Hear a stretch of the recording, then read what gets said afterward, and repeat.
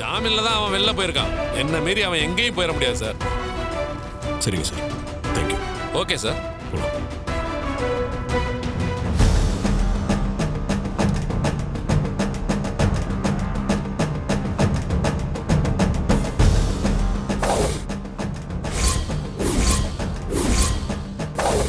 ஏய், ஜாக்கிரதையா இருக்க மாட்டீங்களா? இப்படிதான் மாட்டுவீங்களா?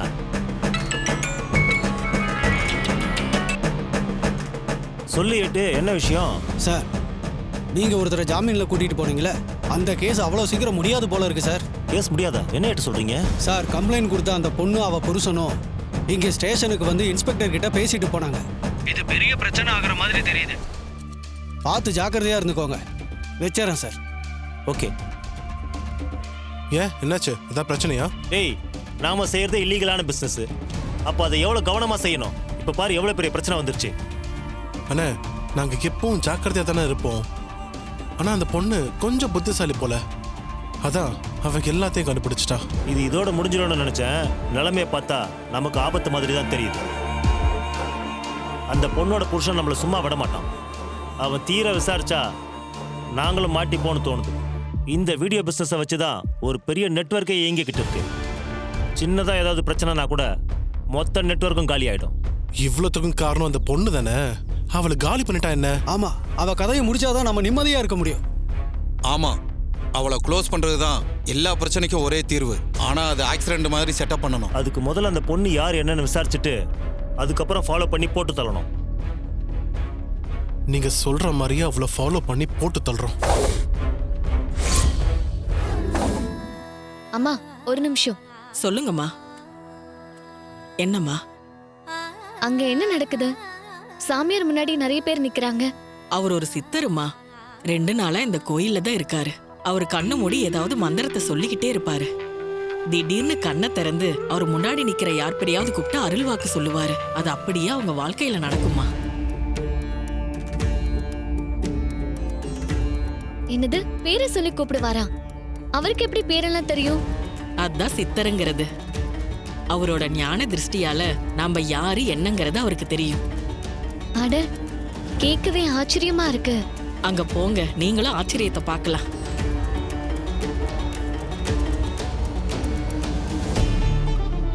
அந்த அம்மா சொல்லிட்டு போறதெல்லாம் பாக்குறப்போ எனக்கு அங்க போய் பார்க்கணும்னு தோணுது. அந்த சித்தர் கூப்பிட்டு ஏதாவது அருள் வாக்கு சொல்றாரான்னு பாப்போம். அதெல்லாம் வேண்டாம், நம்ம போலாம் வா. ஏன் வேணாங்கிற? நாம அங்க போய் தான் பாப்போமே. சித்தர் நல்ல அருள் வாக்கு சொன்னா நல்லதானே? அப்படி இல்ல, நம்ம யாருன்னே அவருக்கு தெரியாது. அவர் எப்படி நம்ம பேரை சொல்லி கூப்பிடுவாரு? அது மட்டும் இல்ல, நீ சொன்ன மாதிரி நல்லதா எதாவது சொன்னா ஓகே. நம்ம மனசு கஷ்டப்படுற மாதிரி எதனா சொல்லிட்டாருன்னா அதையே நினைச்சு ஃபீல் பண்ற மாதிரி ஆயிடும். அதுக்காக தான் வேண்டாம்னு சொல்றேன்.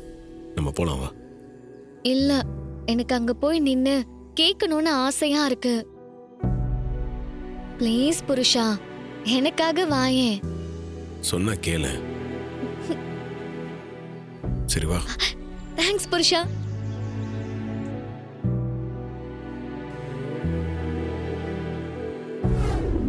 கார்த்தி, இங்க வா. ஒன்னதான்பா வான்னு சொன்னேன்.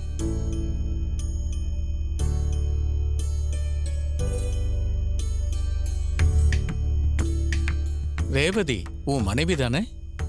ஆமா சாமி. இன்னும் 2 நாள்ல உங்களுக்கு திருமண நாள் வருதில்ல? ஆமா சாமி.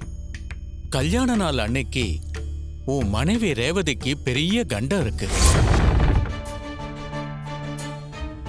உயிருக்கு ஆபத்தான கண்டம் இருக்கு. என்ன சாமி இப்படி சொல்றீங்க? அதிர்ச்சியா இருந்தாலும் அதுதான் உண்மை. அன்னைக்கு முழுக்கவே உன் மனைவி ரொம்ப ஜாக்கிரதையா இருக்கணும். எந்த ரூபத்துல வேணாலும் ஆபத்து வரலாம். அந்த கண்டத்திலிருந்து தப்பிச்சிட்டா அப்புறம் எந்த பிரச்சனையும் இருக்காது. அவளை அந்த கண்டத்திலிருந்து காப்பாத்துறது உன் கையில தான் இருக்கு. அன்னைக்கு அவளை வெளியே எங்கேயும் அனுப்பாத. உன் பார்வையிலேயே வச்சுக்க. அதான் அவளுக்கு நல்லது. சரிங்க சாமி. இந்த ஆபத்திலிருந்து அவ தப்பிச்சிட்டா அப்புறம் உங்க கல்யாண வாழ்க்கை சிறப்பா இருக்கும்.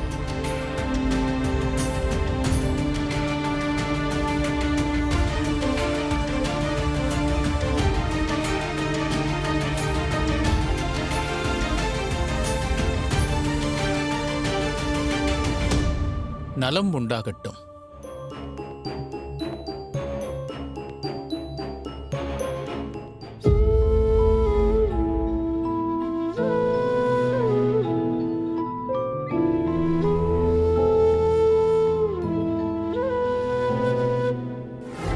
நானும் ரேவதியும் கோயிலுக்கு போயிருந்தோம். அங்க ஒரு சித்தரை பார்த்தோம். அவர் சொன்னதான் மனசுல ஓடிட்டே இருக்கு. ஏப்பா அப்படி என்னப்பா சொன்னார் அந்த சித்தர்? கல்யாண நாள் அன்னைக்கு உன் மனைவி ரேவதிக்கு பெரிய கண்டம் இருக்கு. உயிருக்கு ஆபத்தான கண்டம் இருக்கு.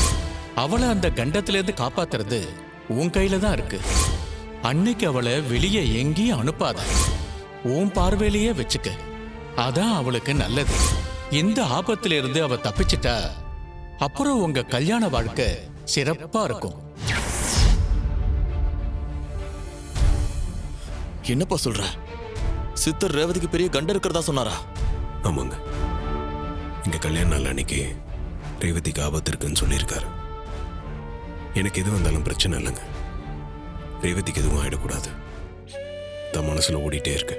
சகல, நீ ரேவதி மேல அன்பா பாசமா இருக்கன்னு எங்க எல்லாருக்கும் தெரியும்பா. ஆனா நீ இந்த மாதிரி விஷயத்தெல்லாம் நம்புறாள் இல்லையேப்பா. அப்படி இல்லைங்க. அந்த சித்தர் எங்க 2 பேரையும் கரெக்டா சொன்னாரு. எங்க கல்யாண நாளும் கரெக்டா சொன்னாரு. அதுக்கப்புறம் அவர் சொன்னதை எப்படிங்க நம்பாம இருக்க முடியும்? ஏய், இப்ப எதுக்கு ஃபோன் பண்ண? இந்த பார், உன் மேல கொல்ல வெறியில இருக்கேன். உங்களை வார்ன் பண்ண தான் கால் பண்ணேன். என்னது? என்ன வார்ன் பண்றியா? 2 பேரும் நல்லா கேட்டுக்கங்க. உங்க சண்டை என் கூட மட்டும்தான். மோதுறதா இருந்தா என் கூட மட்டும் மோதுங்க. அதை விட்டுட்டு ரேவதியவோ இல்லை என்ன சேர்ந்தவங்களையும் எதை நான் செய்யணும்னு நினைச்சிங்க, அவ்வளவுதான். ஏய், இப்ப எதுக்கு சம்பந்தம் இல்லாம எங்களை மிரட்டிட்டு இருக்க? என் பொண்டாட்டியை தூக்கி லாக்அப்ல வச்சது, அவ கையால தாலியை கலட்ட வச்சதுன்னு நீ தான் எங்களை பழி வாங்கிக்கிட்டு இருக்க.